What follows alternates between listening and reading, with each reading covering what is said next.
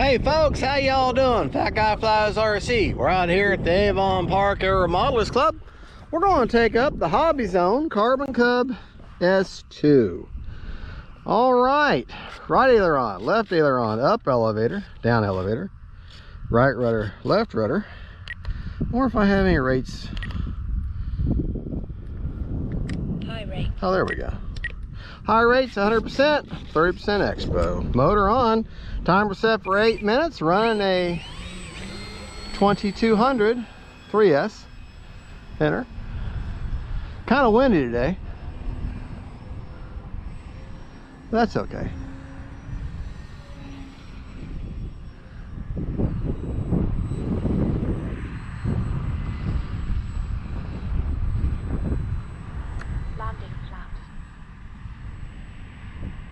A little bit of wind surfing there, kind of keeping the nose into the wind the best I can, and almost can fly backwards. Flaps up. All right.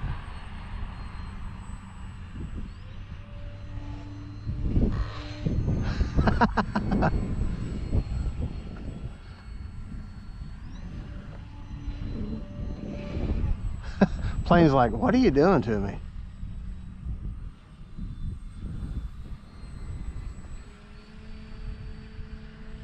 A little bit of a knife edge there into that wind. This is not one of those planes that I'm just extremely comfortable with. Seriously enjoy flying. But got a little bit, like I said, got a little bit of wind today. And so making my flying kind of interesting. On these light little planes, I can tell you one thing, going cross breeze or cross runway makes the landings kind of interesting. Running a 2200 3S inner. Okay, track's pretty good on the ground and the grass. Now once you get her on a smoother surface like the Geotech here, you really have to pay attention. Don't get to going too fast, because then that rudder won't have much purchase on the ground. Okay.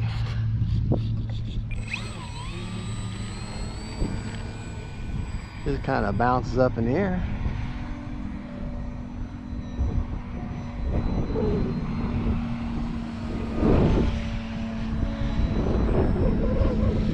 And like I say, she's an all. Trying to do a snap roll, can't quite pull it off. She's all stock, just so you know. Stock prop motor, just the way she came, with the exception of the receiver. Now this was the original HobbyZone Sport Cub S2 bind and fly that had the 3 levels, safe and AS3X end to her, but instead I had a hard time with that particular receiver, and I ended up getting rid of it, and I just went and got just a regular old AR36A, the old original sport receiver that came out of one of my I had another ParkZone Sport Cub S2, and it just had AS3X only, and I took that receiver out. Since this is the exact same plane other than a few minor upgrades, I took that receiver out and put it in here. Whoa, hey, help me, I can't recover from this. But put that receiver in there, an exact same orientation. So the receiver, as far as it's concerned, it is a ParkZone Sport Cub S2, that old red and white one, which is by far one of my most favorite planes. Let's see if we can't do a nice scale takeoff here. Well, I got a little less than scale. She got off the ground awfully quick. But I tell you what, this sunlight behind me really shows up well on that yellow and that silver. I'm out on the runway mainly because number one, I'm the only person here, and I can get you a little bit closer of a shot of the plane. That's just one of the main reasons, and that's the only reason I ever stay on the runway, is just because I can then fly the plane around me, and that by the very angle will give you a closer view, because that way I'm always the closest to the plane. Now, understand, if there was another pilot here, well, sorry about the sun. If there was another pilot here, I would be standing at the end of these little walkway here, on our runway here, and that's where I'd be standing, which is a normal, typical place for the pilot to stand. But since I'm the only one here, and people say, ask me all the time, is this your own private club or something? And no, it's not. I'm a member here. But the deal is that most of them fly in the mornings, and I come in the afternoons. So this is a great plane for grass, by the way, especially you take off in the wind like that.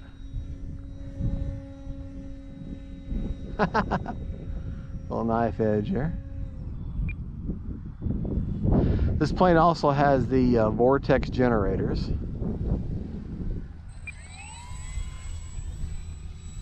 On the leading edge of the wing, which is great. Try to fly as close as I can to me as I can to give you a good look at that plane. Oh, kind of fell out on my knife edge here.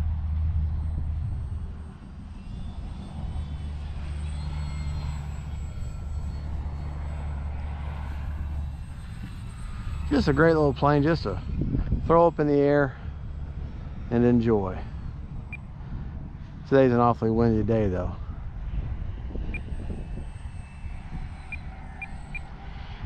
Whoa, hey!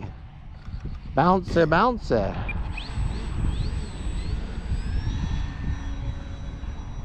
And if you see my silhouette in the video, no, I'm not wearing a dress. I wear basketball shorts a lot. Don't play a lick of basketball, but I sure like basketball shorts. Huh, let's see, try inverted there. Hold on, what am I doing? There.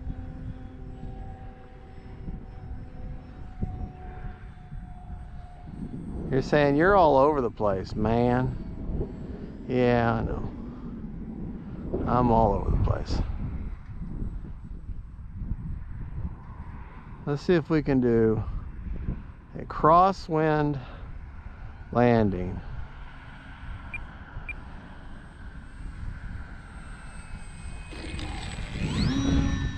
Well, I tried.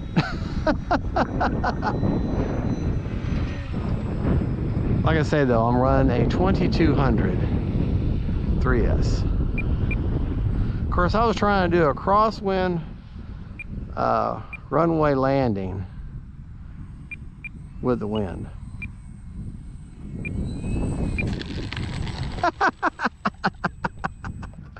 All right, one more.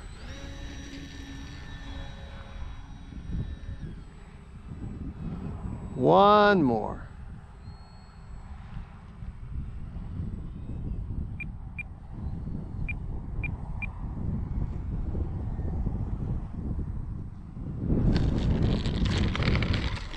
All right. There you go, folks. That was, oh man, 7-minute and 15-second flight. I didn't realize I was flying that long. Let's go ahead and, after basically good almost 8 minutes of flying, motor's off. Let's check and see how much juice I got left in the tank. I'm flying it pretty hard, and like I say, I'm running a 2200. This doesn't have the smart ESC, so see what kind of juice I got left here. If I can get my checker working. 44%. So hey, not bad at all. Let me show you a few things. I say this, but yes, the plane is all stock minus the receiver, which is still a Spectrum AS AR36A receiver. But you can see the bind and fly had the little light there, so I removed that. Stock prop, stock frame, stock motor, stock ESC. But if you look, you see these black things here on these skirts. These skirts are famous for popping right off. Well, if you run your 3 little black zip ties through there, they match the color of the plane, and then you will not lose these skirts. Now, having said that, if you have see those dents right there, if you have a less than perfect landing, that's going to eat into your foam, and that would have knocked the skirts off. But you know, it's a trade-off. Got the vortex generators. It's a good looking plane.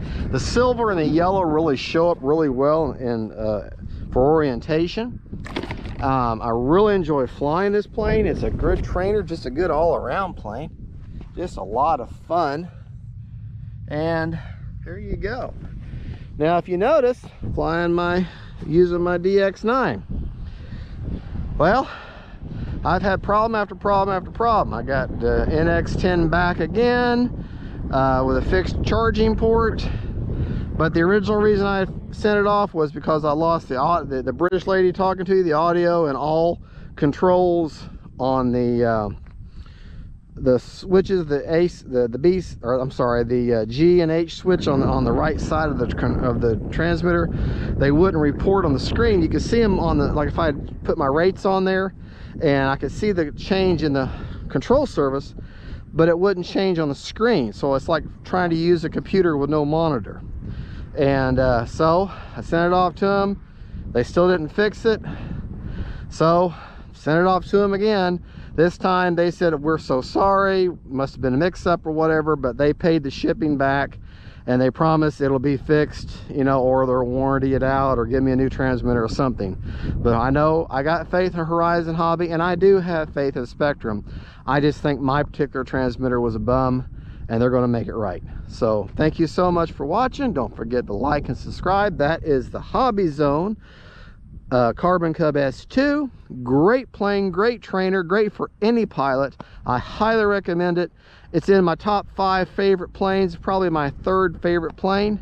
My first would be my Turbo Timbo. My second would be my first is my Turbo Timber Evolution. My second is my ParkZone Sport Cub S2, which is the same as this, and then this is number 3, which is the HobbyZone Carbon Cub S2.